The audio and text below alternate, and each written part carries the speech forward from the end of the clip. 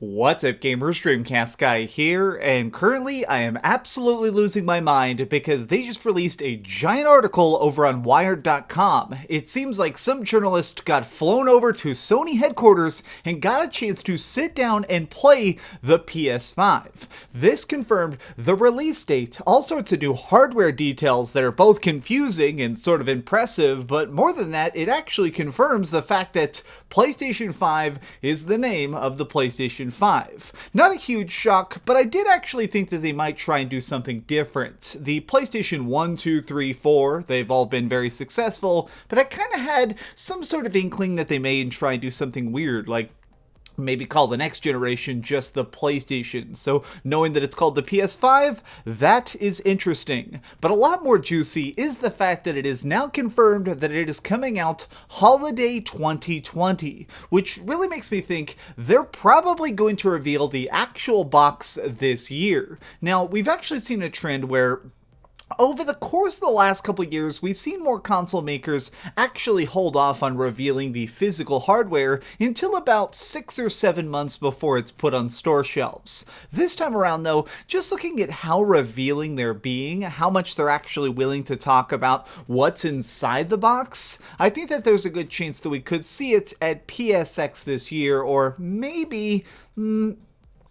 some sort of special event in early February or March. Now, the big thing here, because there is a lot to go through, it's actually a gigantic article that just goes through so much. I actually want to link it down below. If you're somebody who really enjoys reading, go through this with a fine-tooth comb. I'm actually wearing, this is like my lucky PlayStation freaking hoodie.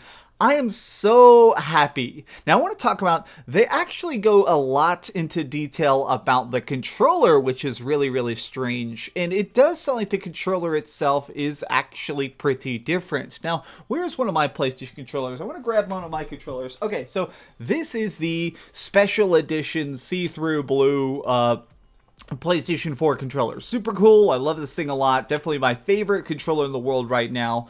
But what's weird about this is currently the PlayStation 4 controller is all about being efficient. Every button is in a very common place, twin sticks, everything's kind of been shrunken down. From the PlayStation 3 to the PlayStation 4, they definitely just tried to do a very tiny refinement. And it sounds like when it comes to the PlayStation 5, they're going to do this again, just another slight refinement. But apparently, the weirdest thing is actually there's some sort of hole. Now, they weren't allowed to take a picture of it because it is a prototype, but they said that on the controller itself, there is a hole that apparently could be a microphone. There's been some patents and stuff that came out that Sony is working on some sort of adaptive AI technology where basically, think of it as like Cortana on crack, where maybe I could actually hold down a button and be like, go to store, or hey, PlayStation, take me back to the dashboard, and it'll be a lot more efficient, because you can currently do that with the PlayStation 4. If you actually plug in your headset and talk to the PlayStation, it has voice commands, but in my opinion, they kind of suck. I never liked them. It's one of those things that just doesn't work well. So having a controller with a microphone might be neat, but the more important aspect is they actually let this journalist play a bunch of different demos, ranging from different studios. Some of these were ported PS4 games that were juiced up to PlayStation 5 capacity, like Gran Turismo, but they were actually all part of a series of tests to basically display the newest feature, which is haptic feedback. Now, a lot of people don't know this term anymore, but haptic feedback is something that was definitely talked about a lot a couple years ago because it does seem like it could be a nice new revolution in gaming. It's basically, as you pull the triggers and interact with the controller itself, there is more than just resistance. There's actual feedback. There is response depending on what you're dealing with. So the thing he did is there was actually like a platformer portion that he played through, and they didn't explain it to in detail, but I'm picturing something along the lines of Little Big Planet, but as he was jumping on different surfaces, the controller's buttons and triggers felt different. So if he's slipping on sand and like a desert, or if he's actually on a really steady sort of concrete, there's different feedback. And this additionally goes for if you're actually playing maybe a racing game. It could use a combination of if you're drifting across the track and you go onto gravel, there's the vibration of the controller trying to constantly communicate to you that you're in a bad place and need to recover, but the triggers themselves can also help do that. So it really kind of increases the immersive experience. And the journalist who played these actually said that it had a big amount of impact on him.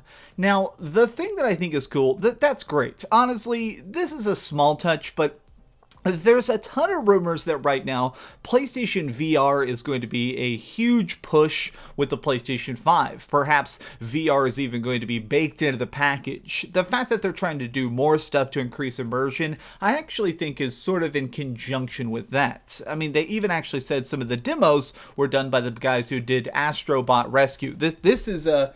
If you ever end up getting a PSVR, this is legit the best PSVR game. This is actually probably one of the best PlayStation games, and a lot of people never even tried it. Okay, now, I want to go more into actual quotes to wrap this video up, which is that they talked to a series of developers who are actually currently tinkering with the PlayStation 5 dev kit. It sounds like there is a lot of PlayStation 5 games full-blown in development.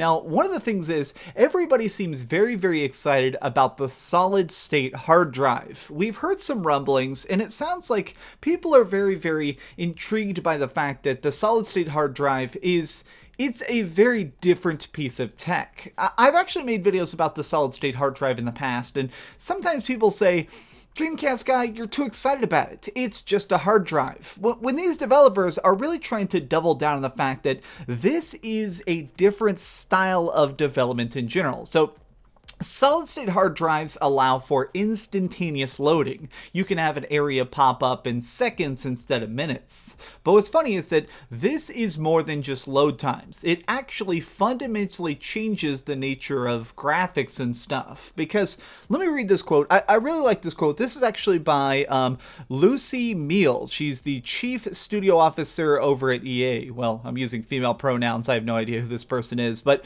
they said, I could really be specific and talk about experimenting with ambient occlusion techniques or the examination of ray tracing shadows. More generally, we're seeing the GPU being able to power machines, learning all sorts of really interesting advancements in the gameplay and other tools. Above all, it's the speed of everything that will define the next crop of consoles. We're stepping into the generation of immediacy. In mobile games, we expect to download in moments and just to be able to tap things from jumping right in. Now we're able to tackle that in a big way, what consoles used to be.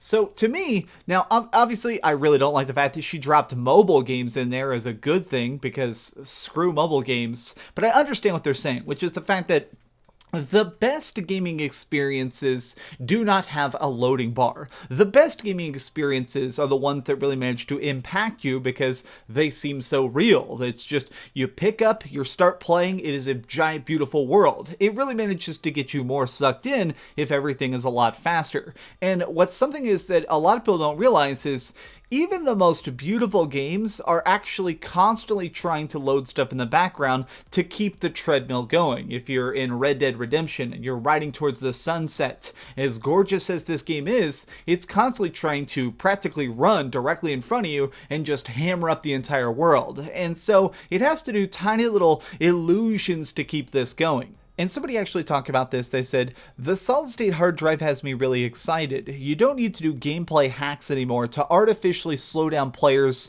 down to lock them behind doors, anything like that. Back in the cartridge days, games used to load instantly, and we're going back to that. That is super, super cool. And it really kind of says to me that they're going to be able to make games bigger. They're not going to have to try and make it where things need to be sectioned out. So something that's I've heard about in the past is somebody asked a while ago, and I really like the question. Somebody said, why can't I go into every building in GTA 5? Like, that seems like such a simple question, right? Grand Theft Auto 5 has $8 billion budget. Why can't I walk into every single building? But when you actually think about it, this is not a development issue. It's a system issue. It's the fact that if you were driving down the street and it was having to simultaneously load the graphics of the street, the physics of every single person walking down it, but then simultaneously the interior of every single facility you're driving past, it would completely blow up your console. They couldn't do it. They have to actually section out individual pieces. With the PlayStation 5, this barrier may finally evaporate. God, I'm so excited. Maybe I'm just too turned up, but 2020 feels like it is literally a tiny bump. I literally feel like 2020 is right freaking there, and I'm about to play the PS5. This is a very happy day, but one that still hasn't fully sunken in. I'm going to edit this video and eat a nice big breakfast and really try and mentally digest this news. Thanks so much for watching, gamers. If you enjoyed this video, please give it a like. Let's see if this video can get 2,000 likes. You guys rock. Do me a big favor. Give this video a thumbs up and keep dreaming. Man. All right. Well, damn. Thanks so much for watching that video. If you want to see something else, you can always click this link to see what I put up last, or, subscribe and see what's coming up next. Also, I promise that whatever I do, it'll try not to suck.